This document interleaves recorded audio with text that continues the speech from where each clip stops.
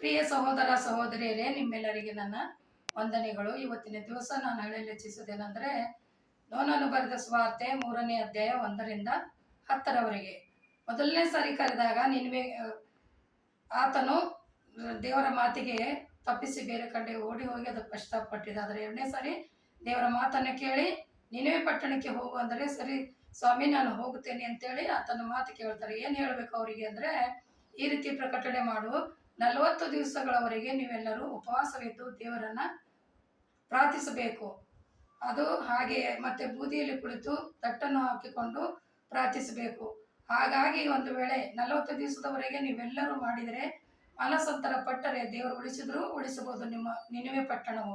ಇಲ್ಲಾಂದ್ರೆ 40 ದಿವಸದ ನಂತರ ನಿಮ್ಮ ಪಟ್ಟಣವು ನಾಶ ಮಾಡಲಿಕ್ಕಿದ್ದಾರೆ ಅಂತೇಳಿ ನಾನು ಎಲ್ಲಾ ಜನರಿಗೆ ಸಾರ್ತಾನೆ. ಸಾರದ ನಂತರ ಅಲ್ಲಿ ಆ ಊರ ರಾಜ ಕೂಡ ಕೇಳಿಸ್ತದೆ. ರಾಜನು ಹೇಳ್ತಾನೆ ತನ್ನ ಮಂತ್ರಿಗೆ, ಹೌದು, ಹೇಗೆ ಇವನ ಪ್ರವಾದಿ ಹೇಳ್ತಾನೆ ಆ ಪ್ರಕಟಣೆ ಎಲ್ಲರೂ ಕೇಳ್ರಿ, ಅದರಂತೆ ಮಾಡ್ರಿ ಅಂತೇಳಿ ಆತನು ತನ್ನ ರಾಜ್ಯದ ವಸ್ತ್ರಗಳನ್ನು ತೆಗೆದು ಸಿಂಹಾಸನ ಬಿಟ್ಟು ಕೆಳಗೆ ಬಂದು ಗೋಣೆ ತಟ್ಟನ್ನು ಸುತ್ತಿಕೊಂಡು ಬೂದಿಯಲ್ಲಿ ಕುಳಿತು ಪ್ರಾರ್ಥಿಸಲು ಪ್ರಾರಂಭಿಸ್ತಾರೆ. ಅಂದಿನಿಂದ 40 ದಿವಸಗಳವರೆಗೆ ದೇವರನ್ನು ತಪ್ಪದೇ ಮೊರೆಯಿಟ್ಟು ಪ್ರಾರ್ಥನೆ ಮಾಡಿ, ಅಪ್ಪ ನಮ್ಮ ತಪ್ಪುಗಳನ್ನು ಕ್ಷಮಿಸು, ನಮ್ಮ ಪಾಪಗಳನ್ನು ಕ್ಷಮಿಸು, ನಮ್ಮನ್ನು ನಿನ್ನ ಪರಿಶುದ್ಧ ರಕ್ತದಿಂದ ತೊಳೆದು ಶುದ್ಧ ಮಾಡು ದೇವ, ನಾವು ನಿನ್ನ ಕಡೆ ತಿರುಗಿಕೊಳ್ಳುತ್ತೇವೆ ಅಂತೇಳಿ ಅವರೆಲ್ಲರೂ ಪ್ರಾರ್ಥನೆ ಮಾಡ್ತಾರೆ. 40 ದಿವಸ ಆದ ನಂತರ ಕರ್ತನಾದ ಯೇಸು ಕ್ರಿಸ್ತನು ಅವರನ್ನು ಕರುಣೆ ಹುಟ್ಟಿಸಿ, ಅಯ್ಯೋ ಎಲ್ಲ ಜನರು ತನ್ನ ತಪ್ಪನ್ನು ಅರಿತುಕೊಂಡು ಮಾನಸಾಂತರ ಪಡ್ತಾ ಇದ್ದಾರೆ ಅಂತೇಳಿ ಕರುಣೆ ತೋರಿ ಅವರಿಗೆ ನಾಶ ಮಾಡೋದನ್ನ ತಪ್ಪಿಸ್ತಾನೆ.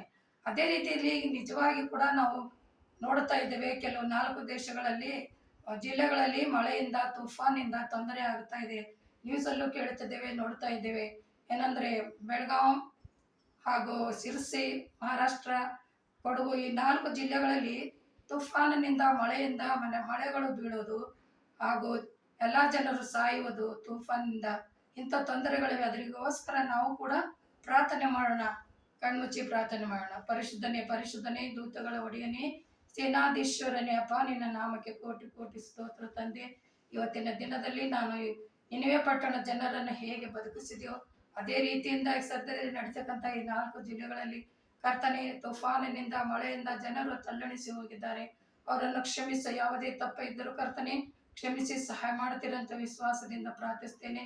ಹಾಗೂ ಸ್ವಾಮಿ, ಇನ್ನು ಚಿತ್ತವಿದ್ದಿದ್ದಾರೆ ನೀನು ಅವರಿಗೆ ಅಂದ್ರೆ ಸಮುದ್ರಕ್ಕೆ ಅಪ್ಪಣೆ ಕೊಡು, ಶಾಂತವಾಗಲಿ ಅಂತೇಳಿ ಕೊಟ್ಟಿದ್ರೆ ತಪ್ಪದೆ ಅವರಿಗೆ ಸಹಾಯವಾಗುತ್ತದೆ ಅಂತೇಳಿ ನಿಮ್ಮಲ್ಲಿ ವಿನಂತಿಸಿಕೊಳ್ಳುತ್ತೇವೆ. ನಮ್ಮ ಪ್ರಾರ್ಥನೆಯನ್ನು ಕೇಳಿ ಅವರಿಗೆ ಸಹಾಯ ಮಾಡುವಿರಂದೆ ಯೇಸುವೆ ನಿನ್ನ ಒಂದೇ ನಾಮದಲ್ಲಿ ಬೇಡಿ ಹೊಂದಿದ್ದೇನೆ ರಕ್ಷಕ, ಆಮೇನ್.